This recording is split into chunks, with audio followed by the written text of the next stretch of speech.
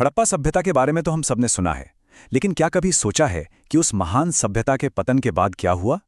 लगभग 1000 साल तक कोई बड़े शहर नहीं थे, बस एक लंबा सन्नाटा। लेकिन फिर पहली सहस्राब्दी ईसा पूर्व में अचानक कुछ ऐसा हुआ जिसने पूरी तस्वीर बदल कर रख दी। एक ऐसा बदलाव जिसने 1000 साल के उस खालीपन को मिटा दिया और नए, तेजी से बढ़ते भारतीय राज्यों का एक विशाल नेटवर्क खड़ा कर दिया।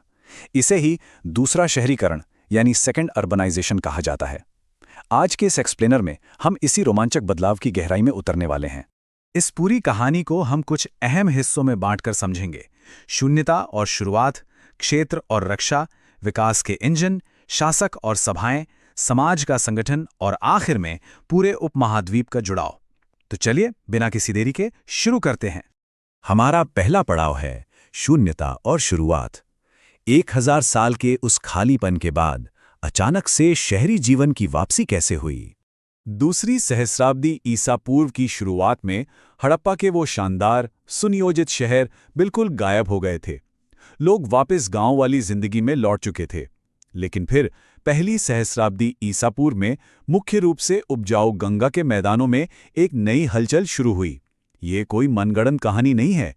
पुरातात्विक खुदाई और प्राचीन वैदिक, बौद्ध और जैन साहित्य इस बात के पक्के सबूत देते हैं कि यहाँ एक बिल्कुल नए दूसरे शहरीकरण का उदय हो रहा था। अब आते हैं दूसरे हिस्से पर, क्षेत्र और रक्षा। चलिए देखते हैं कि ये ग्रामीण और आदिवासी कुल कैसे संगठित होकर शक्तिशाली राज्यों में बदलने लगे। इस पूरी व्यवस्था की सबसे बुनियादी इकाई को समझना बहुत जरूरी है, और वो है जनपद। अगर इस शब्द को तोड़ें तो जन का मतलब है लोग या कुल, और पद का मतलब है पैर रखना या बस जाना।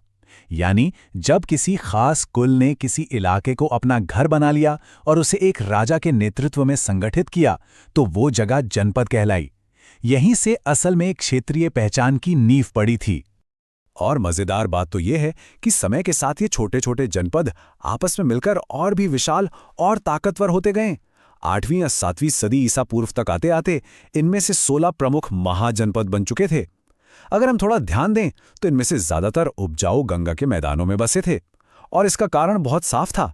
वहां की बेहतरीन खेती, लोहे की प्रचुरता और व्यापार के नए रास्ते। राजगीर और कौशांबी जैसे प्राचीन शहरों के ये खंडर हमें बताते हैं कि नई राजधानियां सिर्फ रहने के लिए नहीं, बल्कि ताकत दिखाने और सुरक्षा के लिए बनी थीं। इन शहरों को विशाल दीवारों और गहरी खाइयों से सुरक्षित किया जाता था। इनके प्रवेश द्वार जानबूझकर संकरे रखे जाते थे, ताकि व्यापार और लोगों की आवाजाही पर कड़ी नजर रखी जा सके। और सबसे हैरानी की बात यह है कि ये आज 2500 साल बाद भी जिंदा शहर हैं। आगे बढ़ते हैं हमारे तीसरे हिस्से की ओर, विकास के इंजन। आखिर किस चीज ने इन राज्यों को इतनी तेजी से आगे बढ़ाया? दूसरी सहस्राब्दी ईसा पूर्व के अंत तक एक धातु ने मानो जादू सा कर दिया, और वो था लोहा। लोहे के इस्तेमाल ने हर चीज की रफ्तार बढ़ा दी। कांसे के मुकाबले लोहे के औजार कहीं ज्यादा मजबूत थे। लोहे की कुल्हाड़ियों से जंगल साफ करना आसान हो गया, जिससे बड़े पैमाने पर खेती शुरू हुई और खूब सारा अनाज पैदा होने लगा। इसके साथ ही लोहे की तेज तलवारों और भालों ने राज्यों को अपनी सीमाएं फैलाने और ज्यादा ताकतवर बनने में बहुत मदद की। अब जब खेती और पैदावार बढ़ी तो व्यापार भी तेजी से फैला, और इसी के साथ भारत में पहली बार सिक्कों का चलन शुरू हुआ। चांदी और तांबे के टुकड़ों पर खास निशानों को पंच किया जाता था, जिन्हें आहत सिक्के या पंच मार्क्ड कॉइन्स कहा जाता था। इन्होंने पूरी अर्थव्यवस्था में एक तरह की क्रांति ला दी, जिससे लेन देन बेहद आसान और व्यवस्थित हो गया। अब चलते हैं चौथे हिस्से पर, शासक और सभाएं। धन और शक्ति तो आ गई, लेकिन ये ताकतवर नए राज्य असल में चलाए कैसे जाते थे? तो यहाँ सबसे दिलचस्प बात यह है कि उस दौर में शासन के दो बिल्कुल अलग तरीके विकसित हो रहे थे। एक तरफ मगध, कोसल और अवंती जैसे राज्य थे, जहां राजतंत्र था, यानी सत्ता एक ही परिवार में रहती थी और राजा का फैसला ही अंतिम होता था। लेकिन दूसरी तरफ वज्जी और मल्ल जैसे राज्य थे, जिन्हें गण या संघ कहा जाता था। ये हमारे इतिहास के कुछ बेहद आकर्षक प्रारंभिक गणराज्य थे। इन शुरुआती गणराज्यों की व्यवस्था वाकई हैरान करने वाली थी। यहाँ फैसले किसी एक राजा की मर्जी से नहीं, बल्कि सभा या समिति के जरिए चर्चा और वोटिंग से होते थे। हाँ, ये सच है कि आज के आधुनिक लोकतंत्र की तरह इसमें हर किसी को वोट देने का अधिकार नहीं था। ज्यादातर कुल के बड़े बुजुर्ग ही इसमें शामिल होते थे। लेकिन फिर भी एक सभा द्वारा राजा का चुनाव किया जाना उस समय के हिसाब से एक बहुत बड़ी और अभूतपूर्व लोकतांत्रिक छलांग थी। हमारा 5वां हिस्सा है समाज का संगठन। राजनीति और अर्थव्यवस्था के बाद इस तेजी से बढ़ती आबादी ने खुद को सामाजिक रूप से कैसे व्यवस्थित किया। जैसे जैसे समाज का विकास हुआ और नए काम धंधे शुरू हुए, अर्थव्यवस्था को सुचारू रूप से चलाने के लिए खास समूहों की जरूरत पड़ी। यहीं से जाति व्यवस्था सामने आई।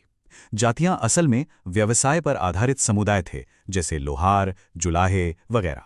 एक पीढ़ी अपना हुनर दूसरी पीढ़ी को सिखाती थी। इससे समाज में एक तरह की आर्थिक स्थिरता तो आई, लेकिन समय के साथ ये समुदाय अलग अलग रीति रिवाजों वाले उपसमूहों में बंटते चले गए।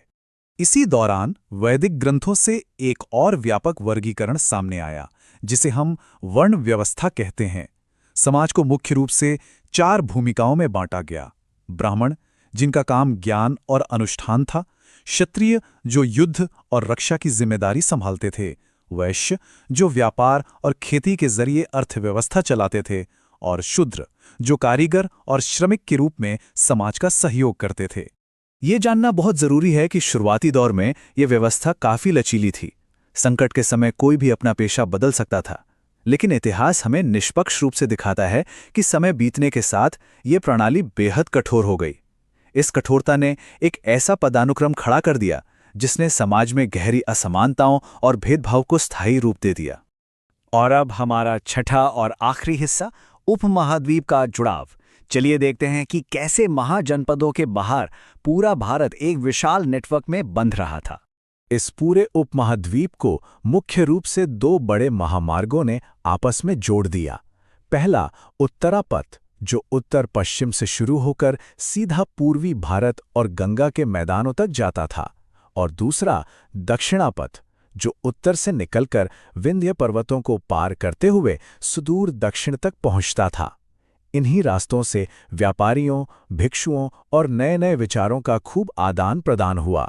इसी कनेक्टिविटी का नतीजा था कि लगभग 400 ईसा पूर्व तक आते आते दक्षिण भारत में चोल, चेर और पांड्य जैसे शक्तिशाली राज्यों का उदय होने लगा, और वो भी इन व्यापारिक मार्गों के जरिए इस पूरे विशाल नेटवर्क का हिस्सा बन गए। इस तरह हमारा उपमहाद्वीप पूरी तरह से एक दूसरे से जुड़ गया। अब इस पूरे एक्सप्लेनर को समेटते हुए जरा इस बात पर विचार करें। एक ही समय में एक तरफ सभाओं में वोटिंग के जरिए फैसले लेने वाली लोकतांत्रिक परंपराएं पनप रही थी, और ठीक उसी समय समाज वर्ण और जाति जैसी कठोर व्यवस्थाओं में भी बंट रहा था। है ना कमाल का विरोधाभास। इतिहास कभी भी सीधा और सरल नहीं होता।